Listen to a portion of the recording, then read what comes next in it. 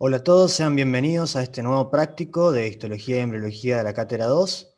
El tema que nos convoca hoy es el sistema endocrino, así que vamos a ver cuáles son los objetivos para esta clase.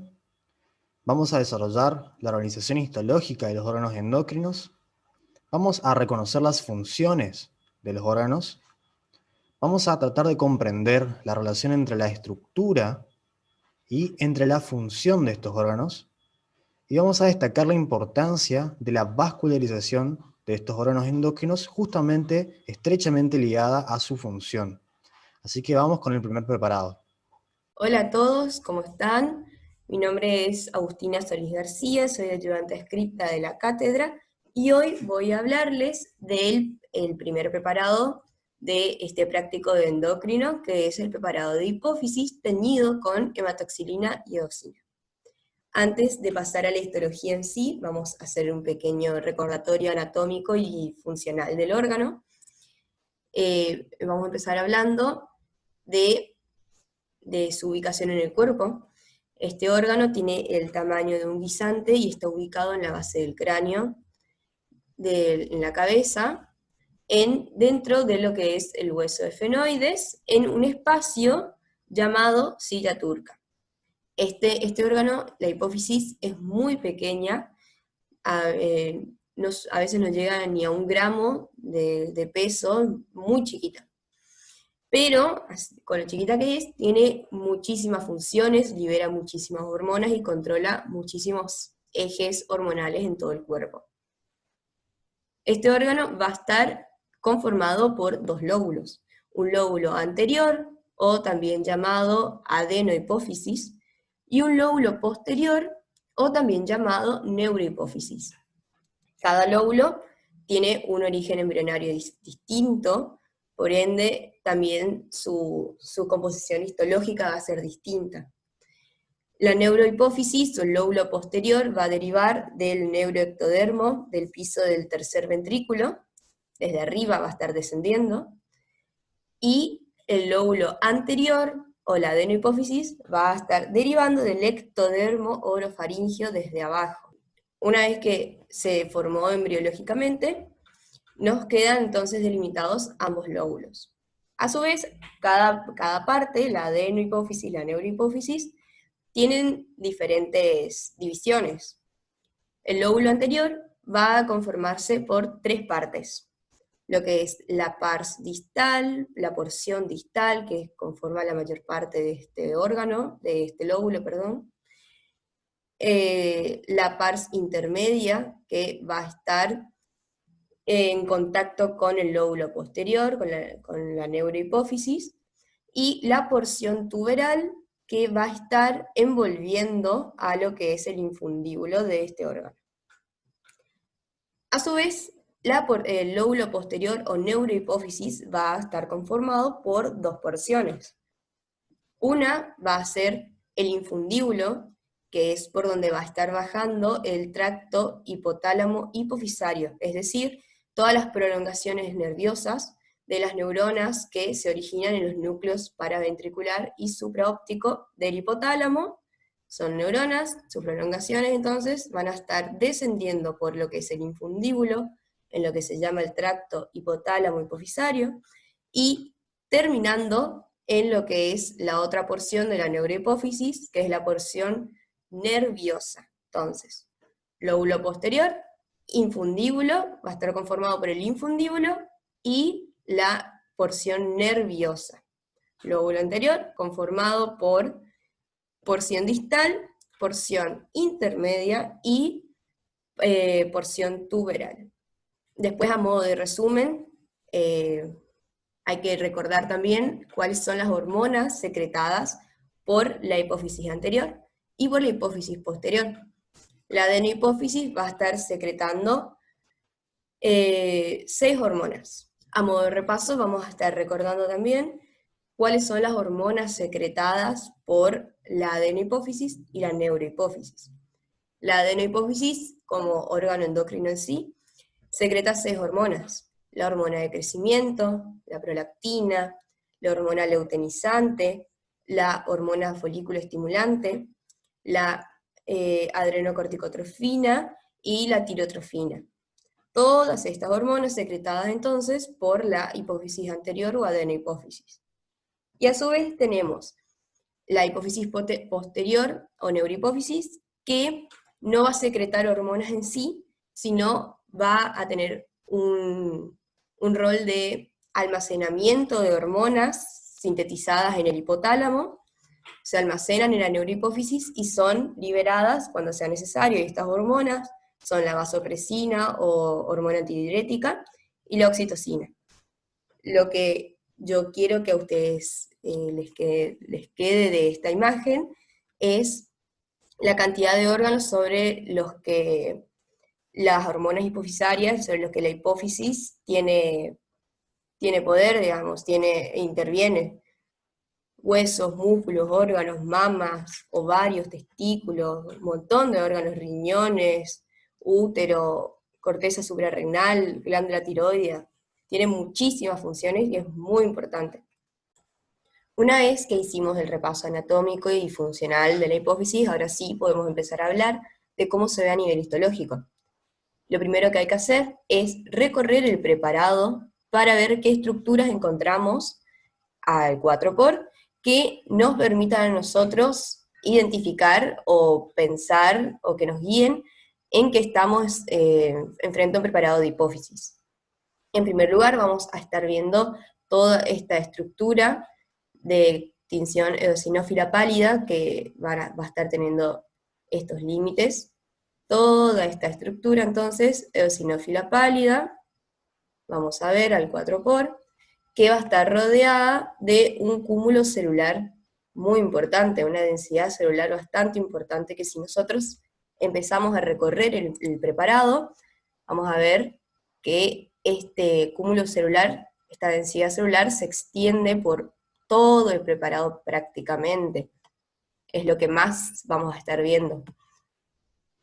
Entonces, lo primero que vamos a ver, estructura eosinófila pálida, ¿sí? Rodeada de un cúmulo celular importante, muy extenso.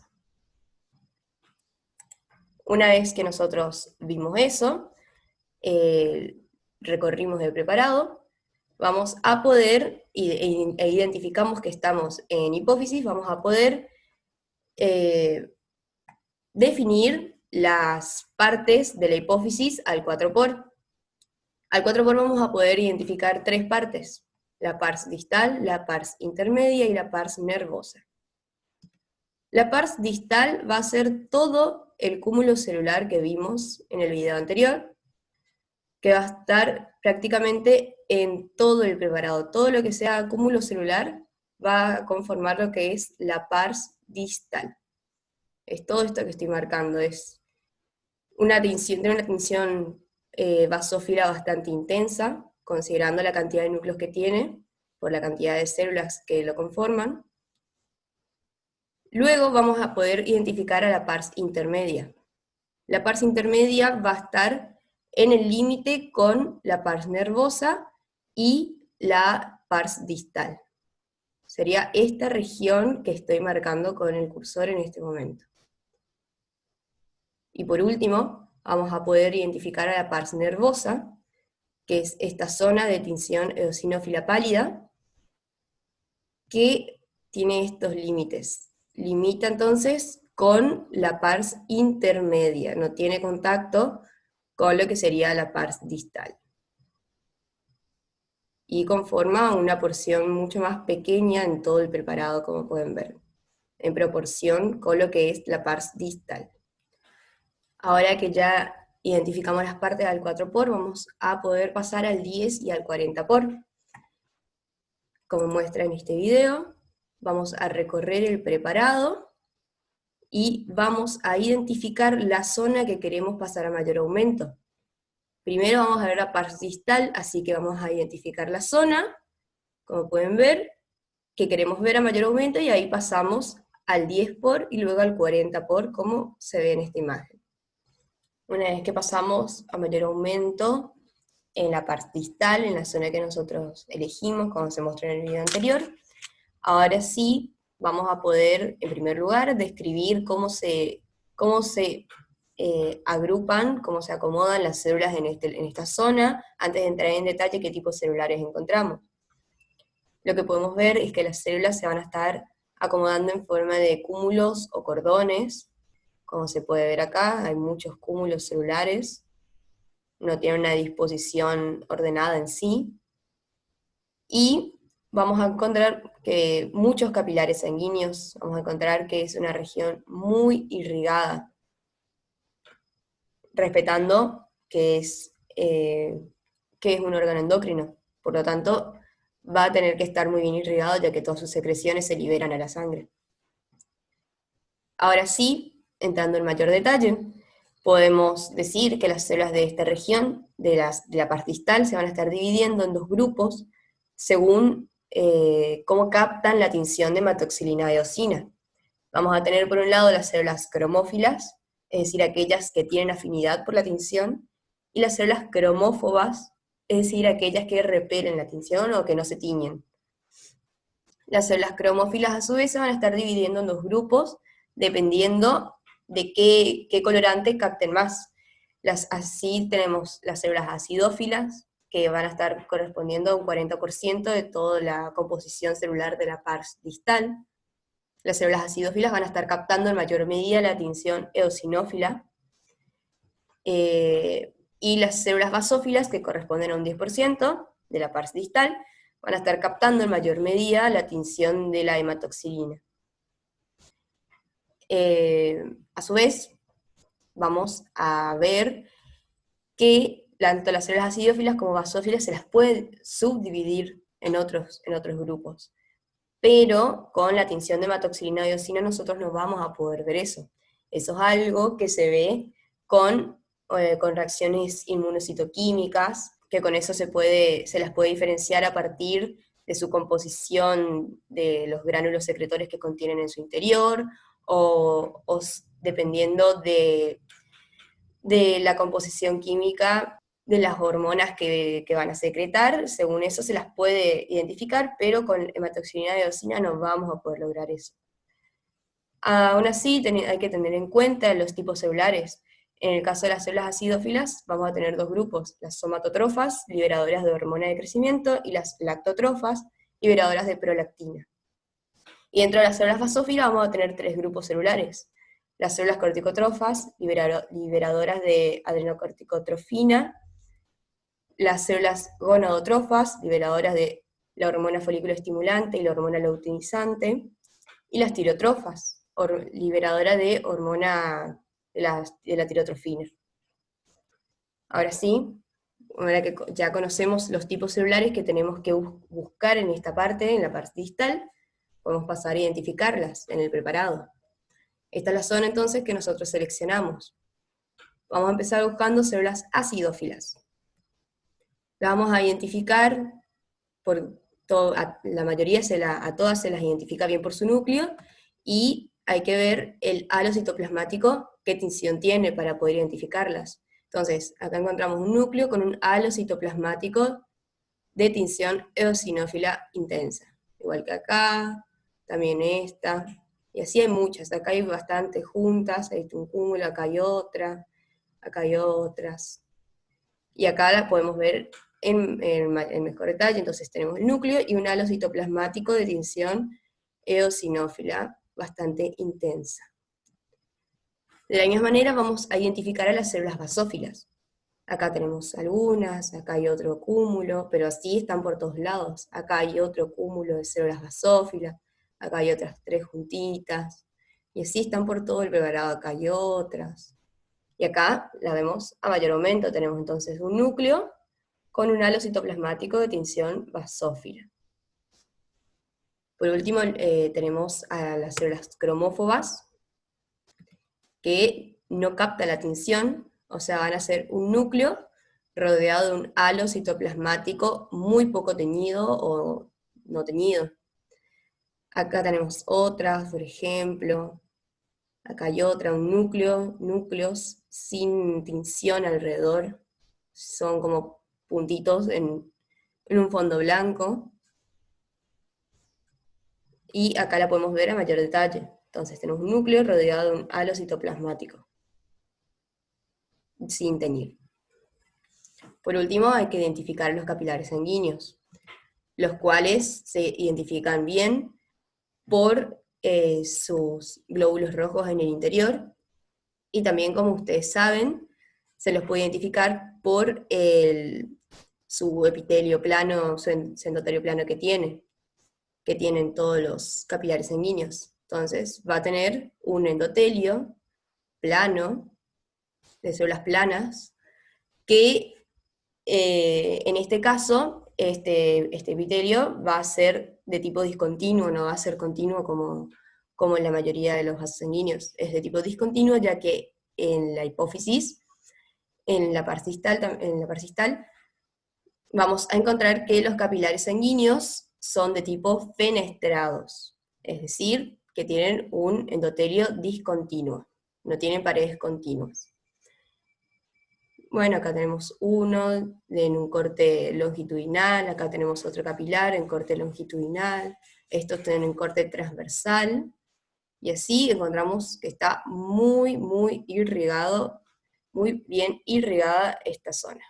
Por último, nos queda un tipo más celular que se puede encontrar en la pars distal, pero que con la tinción de hematoxilina de eosina no lo vamos a poder identificar fácilmente, que son las células folículo estrelladas, que van a estar uniéndose entre sí, van a estar inmersas en todo lo que es este conglomerado celular, y estas células van a, lo que tienen prolongaciones, por eso se llaman estrelladas, y se van a estar uniendo entre sí a través de estas prolongaciones, y van a conformar una red que va a servir de sostén para todo lo que es la pars distal, para todas estas células. Entonces van a estar sostenidas por las células folículo estrelladas. También se tiene la hipótesis de que estas células tienen la función de transmitir estímulos y aumentar así, hacer más fácil la llegada del estímulo a todas las células, y aumentar así la secreción o facilitar la secreción de hormonas cuando sea necesario. Ahora sí, podemos pasar ahora a seleccionar otra región de nuestro preparado de hipófisis, que va a ser la región, la pars intermedia. La pars intermedia, entonces, como dijimos hoy, va a estar en contacto entre lo que es la porción nerviosa y la porción distal. Lo que tiene de particular esta zona es que va a estar conformada principalmente por células cromófogas y basófilas. Como pueden ver, hay muchas células de tinción basófila en toda esta región, y muy pocas células acidófilas. A su vez también encontramos estas estructuras que son llamados quistes de Rathke, que son nada más que vestigios embrionarios de la bolsa de Rathke, que nada más contienen coloide en su interior, pero no cumplen ninguna función en sí o ninguna función conocida. Es lo único que podemos encontrar y lo que podemos hablar de la pars intermedia. Por último, vamos a hablar de la pars nervosa. La pars nervosa, es decir, la neurohipófisis, parte de la neurohipófisis, va a tener, como dijimos hoy, función de almacenamiento y liberación de hormonas, pero no va a producir hormonas en sí. Va a estar almacenando hormonas que están bajando desde el hipotálamo, desde los núcleos supraópticos y paraventricular, y son las hormonas oxitocina y la hormona antidiurética o vasopresina. En esta región vamos a encontrarnos con 4 estructuras muy importantes.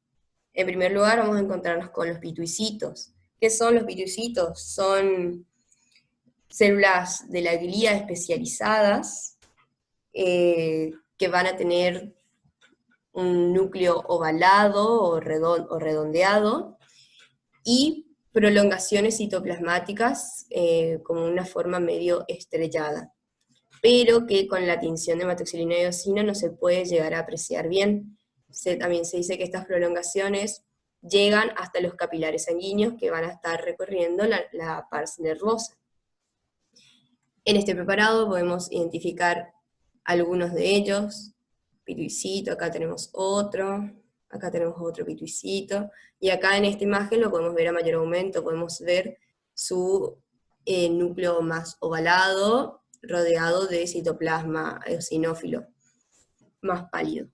Los pituicitos, a su vez, mediante sus prolongaciones y sus especializaciones van a conformar una función de sostén de toda esta porción nervosa.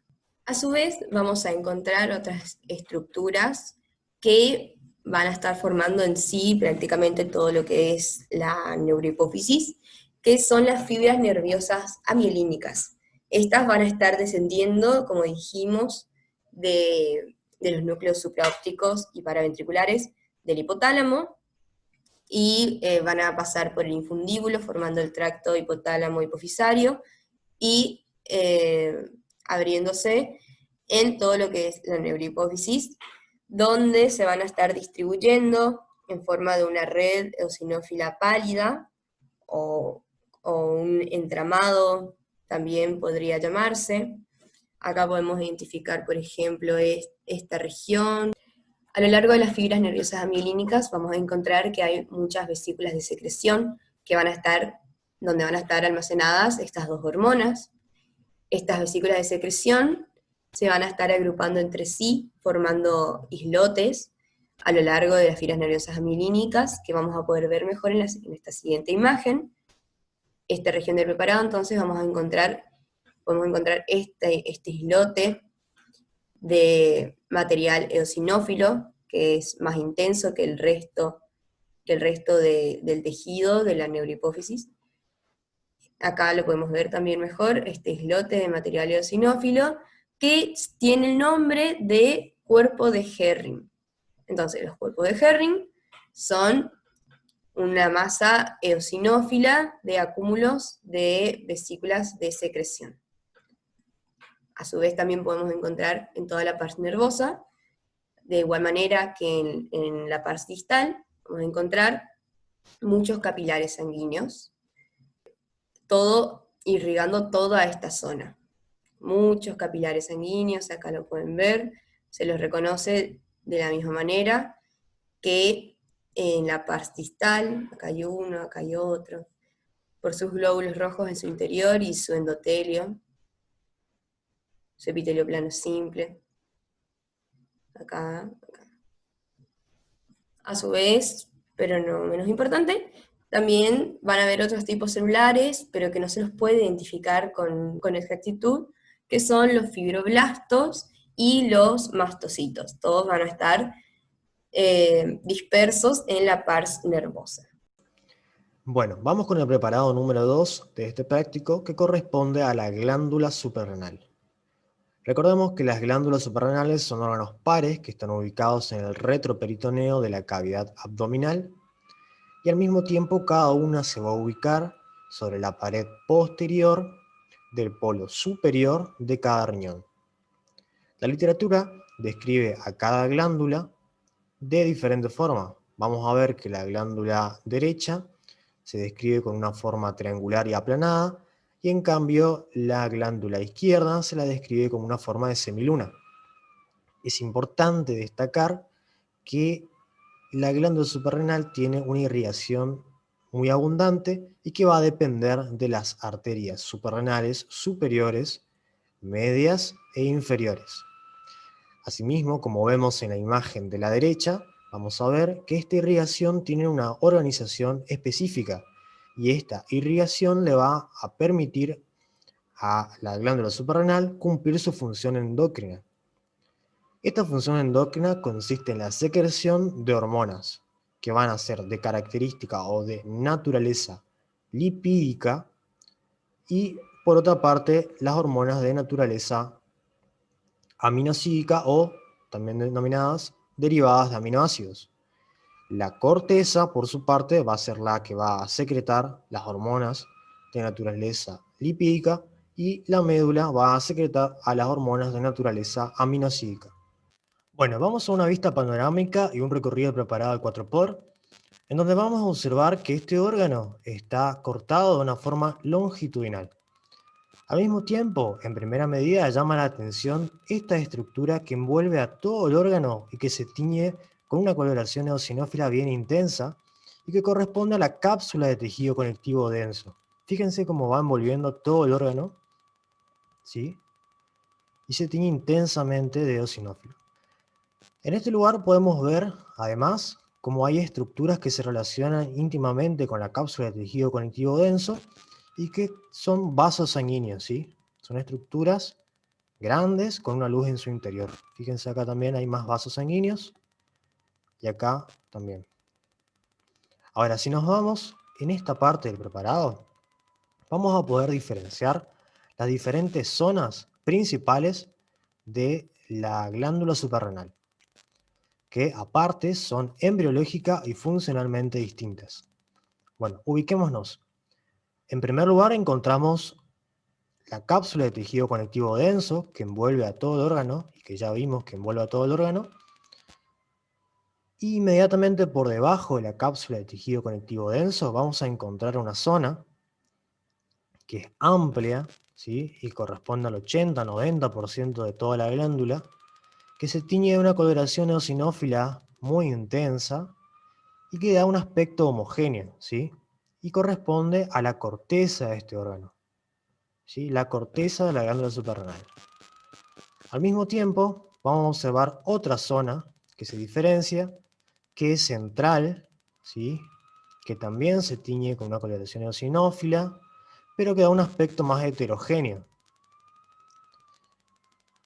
Esta zona central, ¿sí? Y aparte en esta zona central vamos a encontrar estas estructuras de gran calibre que tienen una luz en su interior, que son vasos sanguíneos.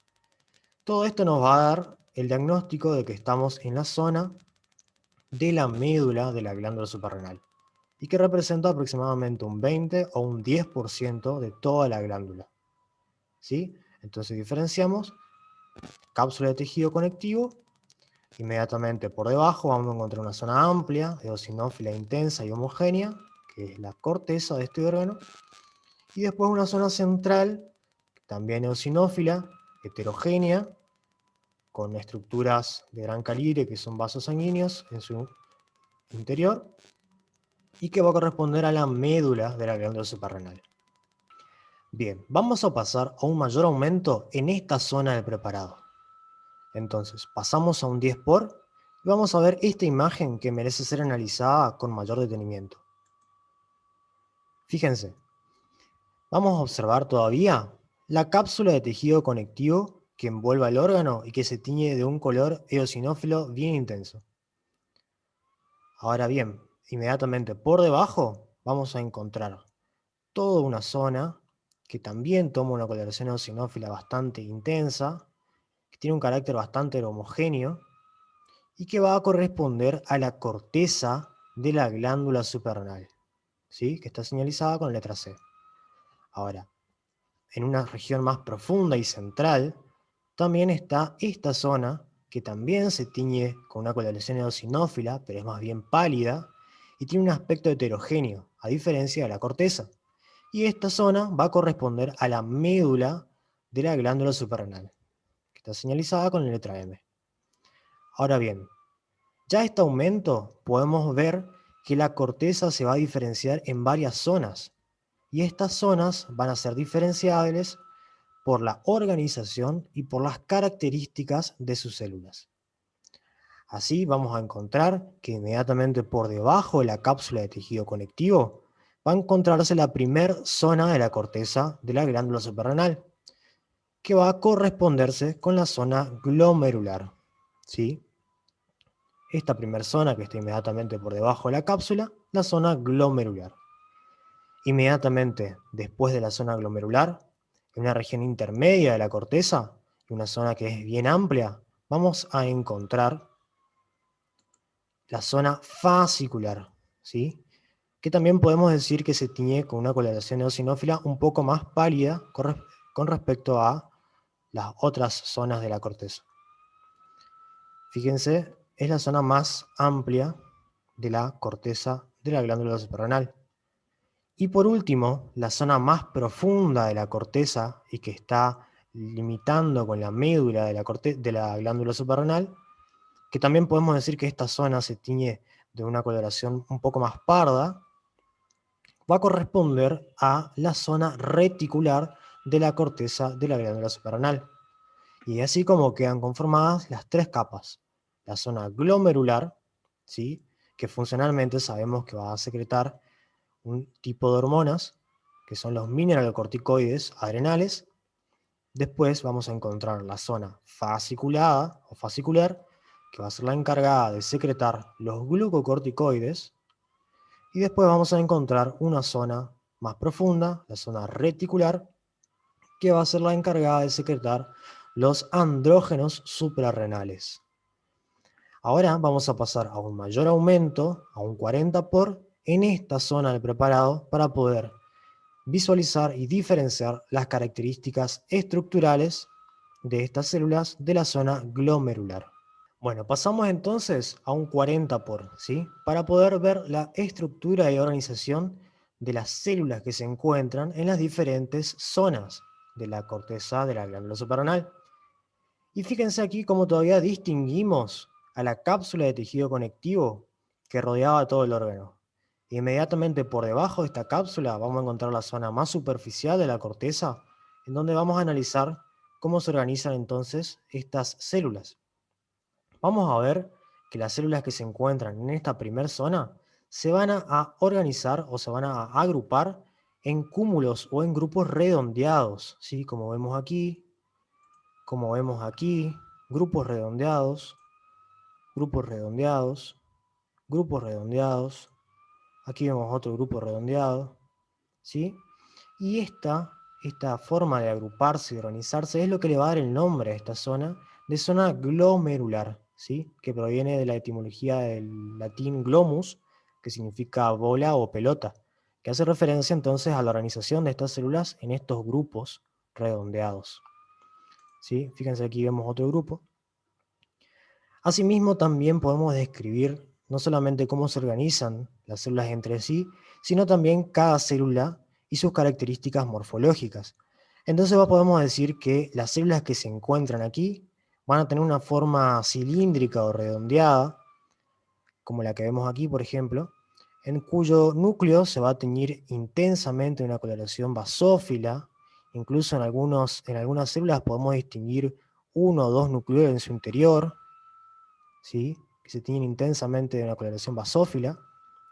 El citoplasma de esta célula va a presentar una eosinofilia bien marcada, ¿sí? Incluso en su citoplasma a veces vamos a encontrar este tipo de estructuras que son inclusiones, que se tiñen a veces de basófilo. E incluso en su citoplasma también a veces vamos a encontrar inclusiones lipídicas que no son tan grandes en comparación con células de otras zonas de la corteza, pero sí están presentes. Como por ejemplo en esta zona encontramos inclusiones lipídicas, no tan grandes, sino más bien pequeñas, dentro del citoplasma de las células, que no van a tomar una tinción justamente porque con la técnica de hematoxilina eosina las inclusiones lipídicas se lavan con la técnica y podemos apreciar los espacios que ocupaban esas inclusiones lipídicas. Entonces, vamos a ver otra foto, también de la zona glomerular, y vamos a ver entonces lo que le distingue a esta zona, que son los grupos celulares dispuestos en cúmulos redondeados. Eso, muy bien, cúmulos redondeados. Aquí vemos otro, bien claro. Algo que se puede apreciar en esta imagen, que es muy importante, es cómo discurren estos espacios a través, alrededor de estos cúmulos redondeados, como si los bañan, como si los rodean, que son los sinusoides, ¿sí?, los sinusoides sanguíneos, que van entonces a discurrir alrededor de estos cúmulos redondeados de células. Aquí también vemos esa característica. Y estos sinusoides son importantísimos para la función endocrina de la glándula suprarrenal.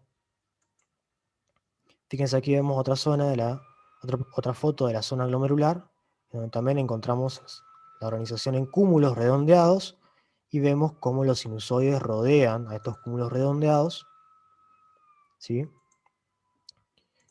Entonces, esta es la zona glomerular de la corteza suprarrenal. Bueno, seguimos a un aumento de un 40 por y nos adentramos un poco más. Ya vimos la primera zona superficial, que es la zona glomerular. Ahora nos adentramos un poco más hacia la médula y vamos a ver que aquí las células ya adoptan una organización diferente. Y vamos a ver que se disponen en forma de cordones o columnas celulares, ¿sí? Que tienen aproximadamente un anchor de 2 células, que es muy característica de esta zona. Ahí vemos un cordón, acá vemos otro cordón. Y estos cordones o columnas le van a dar el nombre a esta zona, que se va a denominar zona fascicular, ¿sí? Asimismo podemos ver, muy característico, que los espacios que hay entre estos cordones van a estar representados por los sinusoides sanguíneos que van a discurrir entonces entre estos cordones y que van a bañar estos cordones, ¿sí? Importante, como dijimos hoy, también para la función endocrina de la glándula. Fíjense cómo acá distinguimos este tipo de celular con un núcleo bien aplanado que corresponde al endotelio de este sinusoide. Entonces vemos otra foto, también vamos a ver la misma organización de las células en cordones o columnas, ¿sí? De disposición radial, cordones o columnas de la zona fascicular. Y así como podemos analizar también la organización de las células de esta zona, podemos analizar también la morfología de las células que componen esta zona fascicular. Y vamos a ver que las células que están aquí van a adoptar una disposición poliédrica, ¿sí? Son células grandes, cuyo núcleo se tiñe de una basofilia intensa, ¿sí? Son bien claros los núcleos. Su citoplasma amplio se tiñe de una eosinofilia pálida,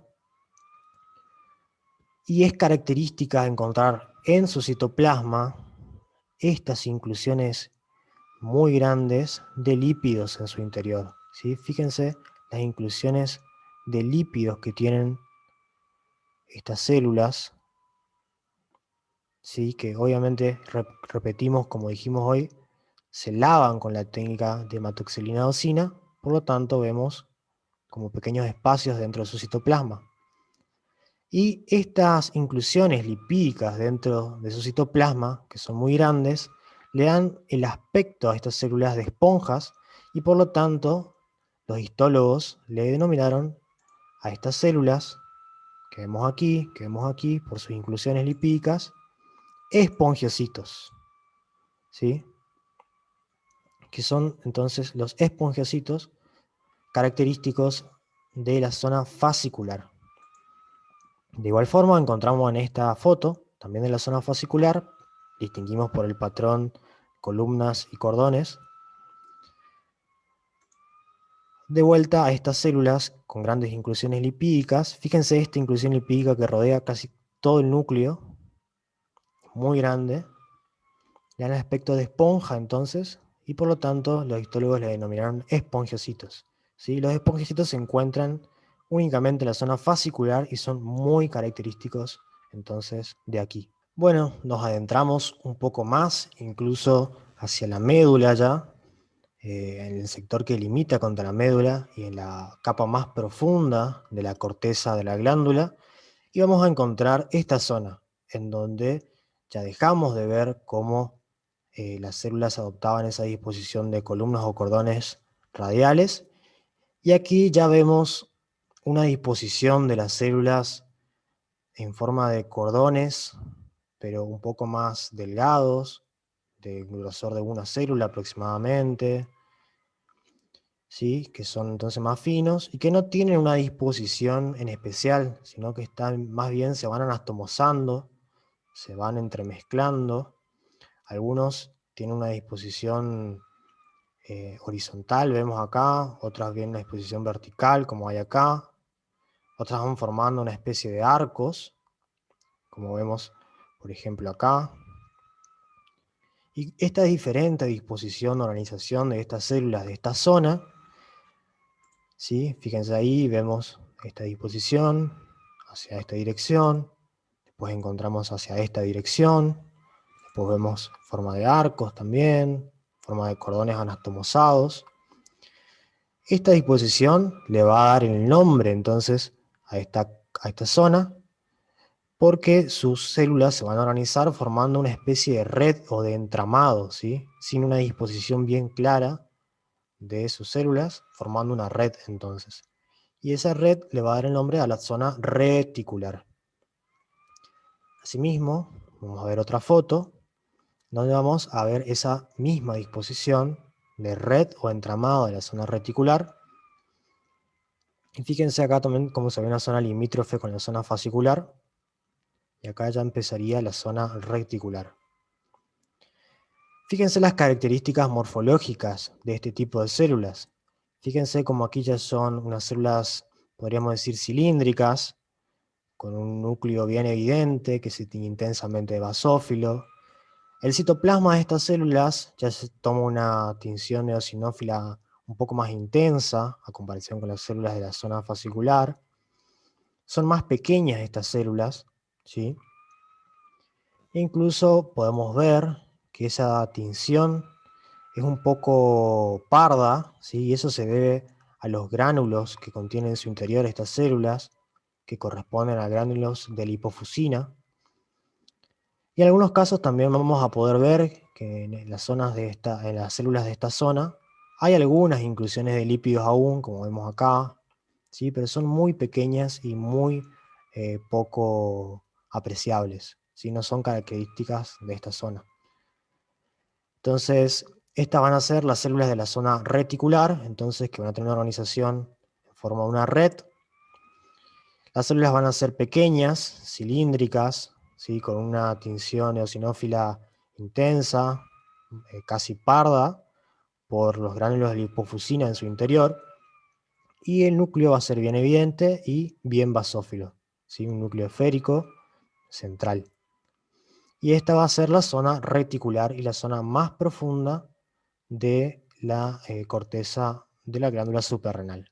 Bueno, pasamos a un 10 por de vuelta, volvemos un aumento atrás, donde vamos a pasar la zona de la corteza que ya analizamos y nos ubicamos en la médula. Pasamos a un mayor aumento allí para poder distinguir y diferenciar las células que le pertenecen a la médula y a las diferentes estructuras que también vamos a encontrar ahí. Entonces, en una 40 por podemos ver esta imagen, en donde todavía se respetan esas características que habíamos mencionado hoy para diferenciar la corteza de la médula. Y vamos a ver entonces esas características se respetan, la eosinofilia pálida, ¿sí? El aspecto heterogéneo que tiene la médula. Y vamos a ver diferentes núcleos, muchos núcleos. Vamos a estar en presencia de una celularidad muy abundante. Y vamos a analizar qué tipo de células se encuentran en esta médula adrenal. Bueno, pasamos a un 40 por y vamos a observar las características morfológicas de las células de la médula adrenal. Y fíjense que en primera instancia nos llama la atención la cantidad de núcleos que podemos observar en esta imagen. Y esto nos está hablando de la gran celularidad que tiene también la médula adrenal. Las células de la médula adrenal se van a organizar principalmente de dos formas, que son en cúmulos ovoides, como vemos aquí, o también cordones anastomosados sin una orientación bien especial, sino que más bien van a estar desorganizados. Pero lo que sí es característico es que estos cordones anastomosados y estos grupos ovoides van a estar rodeados por sinusoides sanguíneos, ¿sí? En gran abundancia, y esto le va a caracterizar a la médula adrenal, y también capilares sanguíneos en gran abundancia también. Ahora bien, de la celularidad que encontramos en la médula adrenal, nos tiene que llamar la atención este tipo celular que vamos a observar aquí.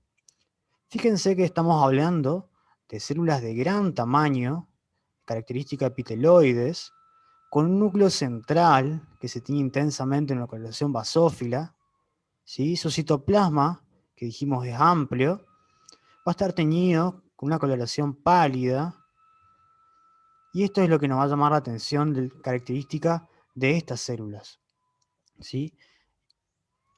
Y estas células son las que son llamadas células medulares o también más conocidas como células cromafines, ¿sí?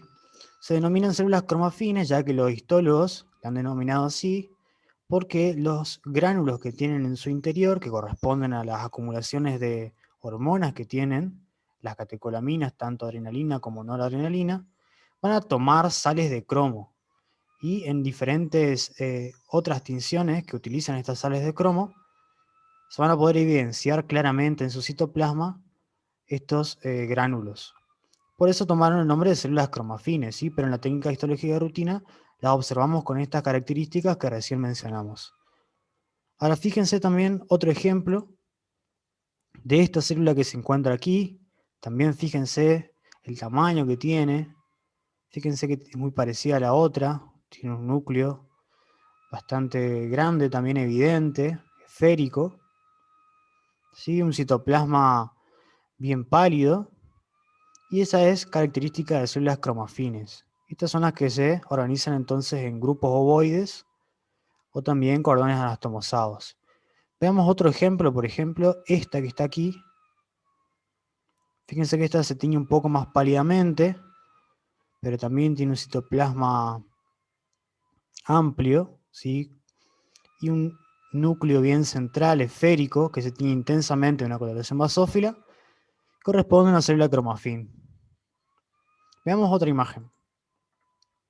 Bueno, fíjense, también estamos en la médula, quizá en un sector más lindante con la corteza reticular, como vemos acá arriba, ¿sí? Y fíjense, nos va a llamar la atención estas estructuras que vamos a ver aquí.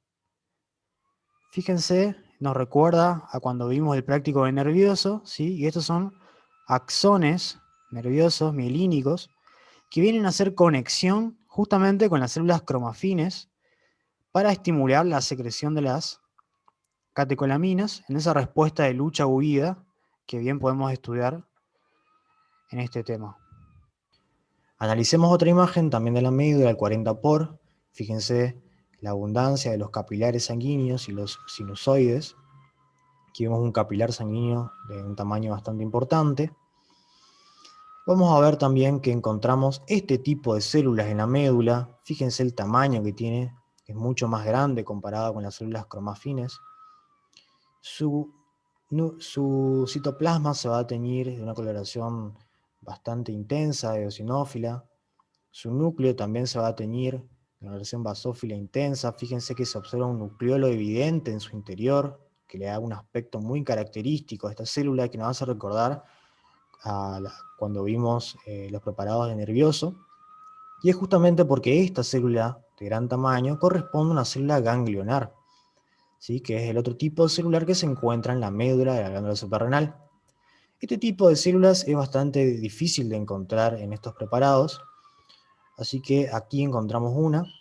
Muchas veces es difícil de encontrarlas y simplemente en los cortes histológicos a veces el corte pasa por su citoplasma y nunca podemos ver su núcleo, por eso a veces también es un poco difícil de encontrarlas. Entonces marcamos capilar sanguíneo aquí y una célula ganglionar. Otra estructura, volvemos a un 10 por, que vale la pena mencionar, es esta estructura que habíamos mencionado ya en el principio de este preparado, que tiene una luz muy amplia, es una estructura que se encuentra en la médula, en la región central del órgano, y que corresponde a un vaso sanguíneo, ¿sí? En este caso, la literatura lo describe como la vena médulo suprarrenal central, ¿sí? Que es la vena principal en donde van a ir a drenar toda la sangre que ya recorrió todo este órgano, se va a drenar en esta vena de gran tamaño. Bueno, vamos a ver el tercer preparado correspondiente al sistema endocrino, que es la glándula tiroides. Bueno, vamos a ver que la glándula tiroides está ubicada en la región anterior del cuello y está en estrecha relación con los órganos del aparato respiratorio, que son la tráquea, esta se ubica inmediatamente por detrás de la glándula, y la laringe, que se ubica inmediatamente por encima. Entonces, la glándula tiroides va a estar compuesta principalmente por dos grandes lóbulos, un lóbulo izquierdo y un lóbulo derecho, ¿sí? que van a estar unidos estos lóbulos por una región de la glándula más acortada, más afinada, que se ubica bien en la región anterior, que es el istmo del órgano, ¿sí? Entonces los lóbulos, izquierdo y derecho, unidos por una región anterior, que es el istmo. Algunas personas también presentan en la región anterior un tercer lóbulo denominado lóbulo piramidal. Otro dato que podemos ver en esta imagen es la abundante irrigación que tiene la glándula tiroides, que es importante, como bien mencionamos ya en otros preparados, para cumplir la función endocrina, ¿sí? La glándula tiroides, a su vez, va a estar rodeada por una cápsula de tejido conectivo, ¿sí?, de tipo conectivo denso, que va a rodear a todo el órgano, ¿sí?, que para los anatomistas esta cápsula de tejido conectivo se va a continuar con la fascia cervical profunda, pero aquí en la glándula lo que va a hacer es penetrar la glándula, penetrar el parénquima del órgano y dividir al parénquima en lóbulos y lobulillos. Asimismo, podemos ver, aquí en la imagen de la derecha, que es una imagen esquemática que representa a grandes rasgos la estructura de la glándula tiroides, destacamos que la unidad funcional aquí de esta glándula tiroides va a ser el folículo tiroideo. Bueno, una estrategia tradicional didáctica que utilizamos en nuestra cátedra para poder explicar este preparado y entenderlo mejor es esta analogía que utilizamos con una bolsa de naranjas. Imaginemos que la bolsa de naranjas está representando la glándula tiroides y las naranjas que están en su interior van a representar a los folículos tiroides, que son las unidades funcionales de la glándula tiroides. Entonces, imaginémonos que agarramos un cuchillo y cortamos esta bolsa de naranjas, ¿sí? Vamos a ver que nuestras naranjas fueron cortadas en diferentes alturas. Alguna naranja va a ser cortada a la mitad, alguna otra naranja va a ser cortada y vamos a dejar un cuarto por un lado. Alguna otra naranja va a ser cortada solamente su cáscara y no vamos a llegar al centro de la naranja. Y así vamos a encontrar naranjas que van a estar cortadas a diferentes alturas. Y lo mismo va a pasar con la glándula tiroides. Los folículos tiroides van a ser cortados en la técnica histológica a diferentes alturas. Y esto nos explica que si bien, así como las naranjas son de un tamaño similar, los folículos tiroides también serían de un tamaño similar, solamente que fueron cortados a diferentes alturas. Bueno, vamos a hacer una vista panorámica y un recorrido del preparado al 4x, donde vamos a ver las siguientes imágenes. Fíjense que lo que llama la atención en primera medida van a ser estructuras de forma redondeada que están cortadas de diferente tamaño. Asimismo vemos que hay trabéculas, ¿sí?, que se adentran en el órgano y que lo van dividiendo en forma de lóbulos y lobulillos que también son de diferente tamaño. Asimismo también podemos ver algunos vasos sanguíneos que ya mencionamos que son muy importantes para la función de este órgano. Entonces vamos a analizar una imagen al 4x con mayor detenimiento. Aquí tenemos entonces una imagen al 4x en donde vamos a ver, por ejemplo, estas estructuras, ¿sí?, que son alargadas, ¿sí?, que van a corresponder a trabéculas de tejido conectivo que van a estar dividiendo entonces el órgano en lóbulos y lobulillos. En algunos sectores vamos a ver que estas trabéculas que tienen tejido conectivo denso sí se tiñen de la coloración característica del tejido conectivo denso, que es una coloración eosinófila intensa, como aquí, pero en otros sectores no vemos que se tiñe el tejido conectivo denso de esa coloración característica. Y esto es por un artificio de técnica, en realidad, en donde hay sectores donde el tejido conectivo no se tiñó o no se despegó del corte histológico, pero quedaron los espacios que sí están representando a las trabéculas de tejido conectivo. Entonces, fíjense ahí cómo las trabéculas van delimitando lóbulos y lobulillos al parénquima y están compuestas por tejido conectivo de tipo denso. Por otro lado, en el parénquima del órgano vamos a encontrar estas estructuras, que son de forma redondeada, que son de diferente tamaño, y que están delimitadas, ¿sí?, por un contorno, un límite de coloración basófila bien intensa, ¿sí? Y estas estructuras son los folículos tiroideos.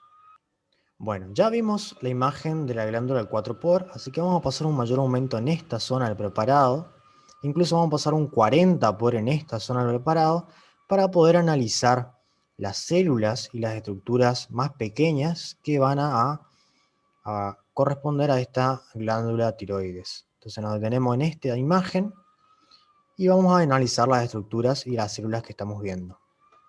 Entonces fíjense, tenemos esta estructura que ya mencionamos con los aumentos anteriores, que va a representar al folículo tiroide. Ahora bien, ¿cómo está compuesto el folículo tiroideo? En primer lugar vamos a ver que el folículo tiroideo tiene en su interior una sustancia que se tiñe con una eosinofilia pálido, ¿sí?, que es de carácter bien homogéneo, ¿sí? Y esto va a corresponder a la sustancia coloide, ¿sí? Entonces todos los folículos tiroideos van a tener esta sustancia homogénea y eosinófila pálida en su interior, que es la sustancia coloide, y que corresponde a el almacén de hormonas, de proteínas, justamente de esta glándula. Ahora bien, el coloide va a estar delimitado por esta hilera de núcleos, ¿sí?, que va a conformar un epitelio. Ahora bien, ¿qué tipo de epitelio estamos viendo? Fíjense cómo hacemos el diagnóstico. Fíjense los núcleos, ¿sí?, la forma de los núcleos y su disposición para con sus células. Fíjense que son núcleos que se tiñen intensamente basófilos, que son de forma redondeada o esférica y que se ubican en la región central de la célula. Por lo tanto, vamos a poder decir que estamos en presencia de un epitelio cúbico simple, ¿sí? Y este epitelio cúbico simple, que está delimitando a la sustancia coloide y que forma parte del folículo tiroideo, es el famoso epitelio folicular, o también denominado las células principales de la tiroides, como bien vemos aquí, ¿sí? Vemos otra imagen, también al 40-por, solamente que en otra zona del preparado, en donde observamos las mismas características. Fíjense, la sustancia coloide se tiñe con una eosinofilia pálida y bien homogénea, delimitada por el epitelio cúbico simple, el epitelio folicular, o de las células principales de la tiroides. Las células principales se describen en la literatura que tienen microvellosidades en su superficie apical, es decir, la superficie que linda con la sustancia coloide, pero con la técnica de rutina no se observan esta especialización de membrana, ¿sí? Tengan en cuenta eso. Aquí vemos otro folículo tiroide, un poco más característico. Fíjense cómo la sustancia coloide en su interior, ¿sí?, se tiñe con una eosinofilia pálida y homogénea, bien limpia, y al epitelio folicular con sus núcleos basófilos, esféricos y centrales, ¿sí? Bien característico. Fíjense esta imagen también al 40-por, donde encontramos un folículo tiroideo, bien característico, y su relación con un vaso sanguíneo, ¿sí? ¿Por qué decimos que un vaso sanguíneo? Fíjense cómo podemos ver incluso eritrocitos en su interior, tiene una luz en su interior, y a su vez podemos ver cómo hay en la pared de esta estructura núcleos que se tiñen intensamente de basófilo y que están aplanados, ¿sí?, y que estos van a corresponder al endotelio de este vaso sanguíneo. Fíjense la relación que hay de este vaso sanguíneo con el folículo tiroideo. Y ahí está la importancia de la irrigación del órgano para cumplir la función endocrina. Después también vemos estos sectores del preparado donde encontramos cúmulos celulares, ¿sí?, que no están formando claramente folículos tiroideos. Estos cúmulos celulares, en realidad, para entenderlo de qué se tratan, tenemos que recordar la explicación de la naranja. ¿Se acuerdan que había partes de la naranja que eran cortadas solamente por la cáscara? Bueno, imagínense que el corte histológico aquí ha pasado solamente por un sector del epitelio folicular, ¿sí? No pasó por el folículo a la mitad y no se puede visualizar el coroides, sino que pasa solamente por el epitelio, haciendo un corte tangencial. Por lo tanto, se pueden ver solamente ese epitelio de forma desordenada. Y eso lo podemos distinguir claramente por los núcleos de esas células que están presentes en esos cúmulos, que son esféricos también y centrales. Entonces ahí marcamos el vaso sanguíneo. Bueno, aquí vemos otra imagen de folículos tiroides. Aquí también vemos esa característica del corte tangencial por sobre el epitelio folicular, lo que nos brinda esta imagen donde vemos cúmulos celulares, ¿sí?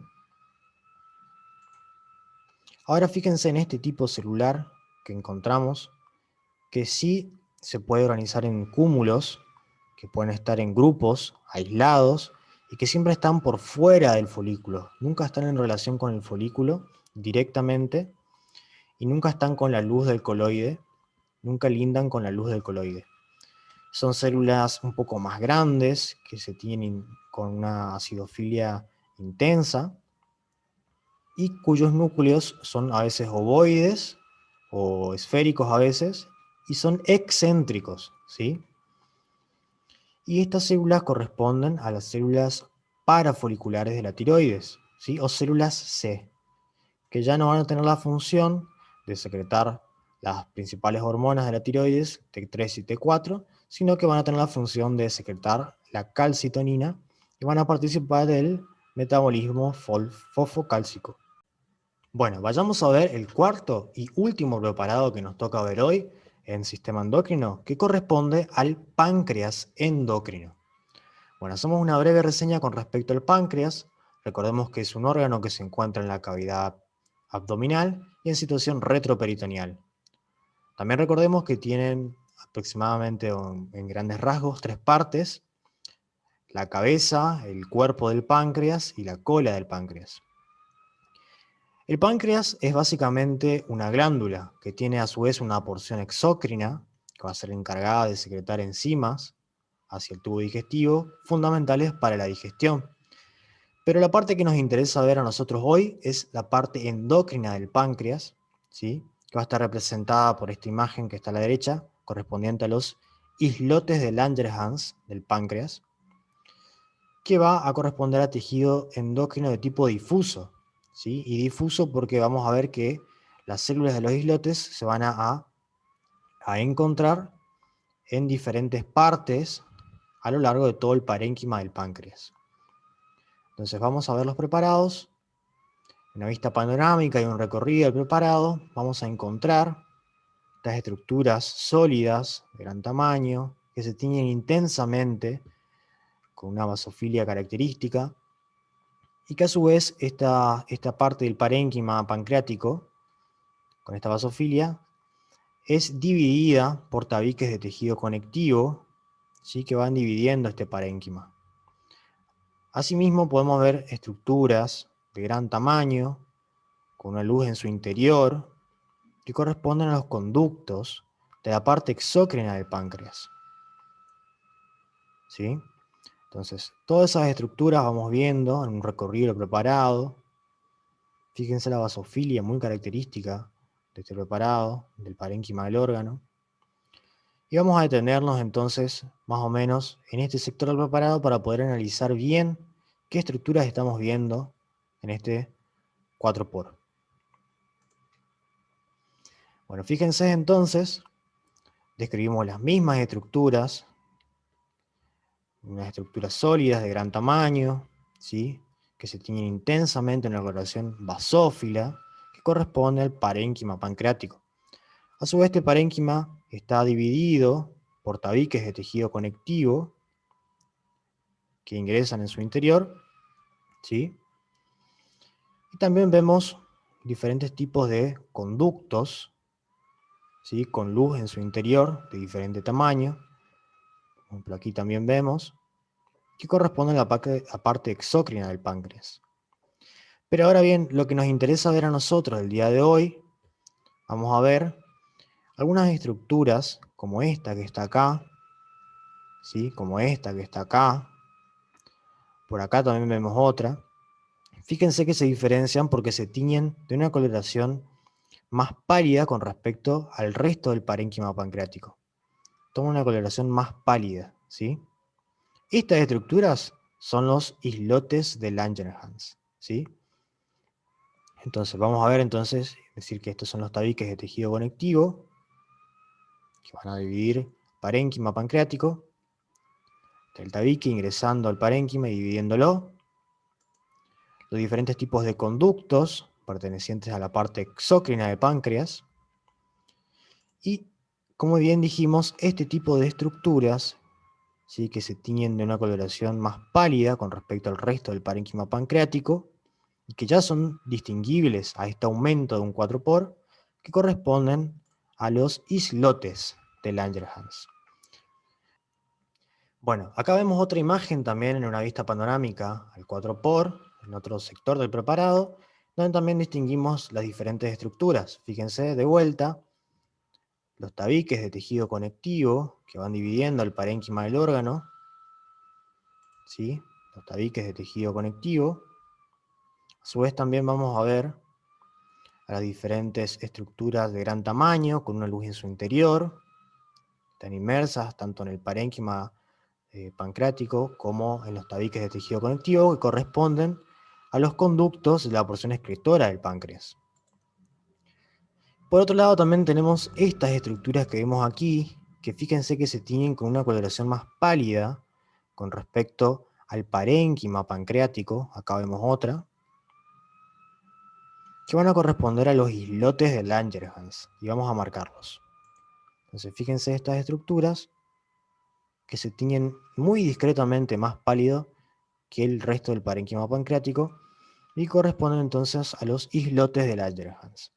Bueno, vemos otra imagen también en una vista panorámica al 4-por, para que quede bien claro, porque a veces es difícil distinguir dónde se encuentra la parte endocrina del páncreas.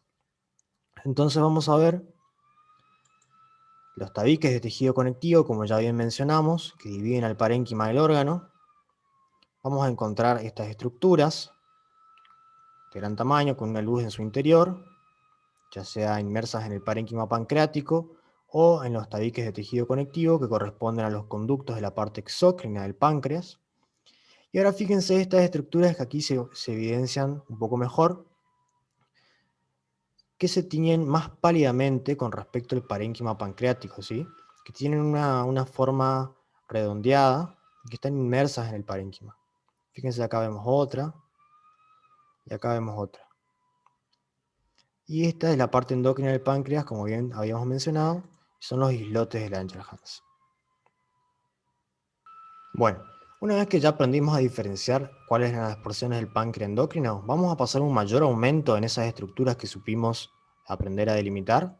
Incluso pasamos a un 40-por en esas estructuras para poder ver las células que están en estas estructuras y poder caracterizarlos. Entonces, tenemos esta imagen que merece ser analizada con mayor detenimiento. Entonces vamos a ver esta estructura de forma redondeada, que se tiñe más pálidamente, como dijimos, respecto al resto del parénquima pancreático, y que corresponde al islote de Langerhans. Dentro del islote de Langerhans, en realidad vamos a tener varios tipos celulares que no van a poder ser diferenciables con la técnica de rutina de hematoxilina eosina. Recordemos, por la teoría, que esas células van a ser las células beta, que se van a encontrar en mayor cantidad, aproximadamente en un 60 o un 70%, las células alfa, que se van a encontrar en menor cantidad, aproximadamente en un 15 o un 20%, las células delta, que se encuentran aproximadamente en un 15 o un 10%, y también las células F, que se encuentran en menor cantidad.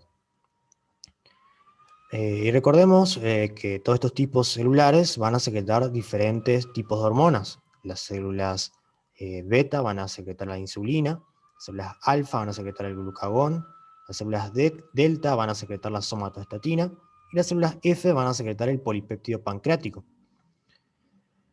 Entonces, estas son las estructuras del islote de Langerhans. Representan al páncreas endocrino. Asimismo, podemos ver el resto del parénquima pancreático va a estar representado por la parte exócrina, por estas células que se van a disponer en disposición de grupos redondeados. Son células de carácter epitelio cúbico, y eso lo sabemos por la característica de sus núcleos, que van a ser esféricos centrales, ¿sí? Y que van a corresponder a esta estructura, a los acinos pancreáticos, que no nos importa estudiar con mayor detalle en esta ocasión, simplemente mencionarlos como parte del parénquima pancreático. Bueno, pasamos a otra parte del preparado. Fíjense estas estructuras que vemos acá, vamos a delimitarlas, que se tiñen más pálidamente y que nos interesan en esta ocasión, que son los islotes. Pasamos a un mayor aumento, a un 40 por, y ahí vamos a poder de vuelta diferenciar y analizar cómo está compuesta esta estructura. Y fíjense entonces cómo vamos a tener delimitada esta estructura, que se tiñe en una coloración más pálida, y que va a estar representando al islote de Langerhans. Y fíjense también aquí, como vemos otra estructura que llama la atención, ¿sí? Que es muy pequeña y que corresponde a un conducto de la parte exócrina del páncreas. Bueno, y así hemos finalizado entonces el práctico de páncreas.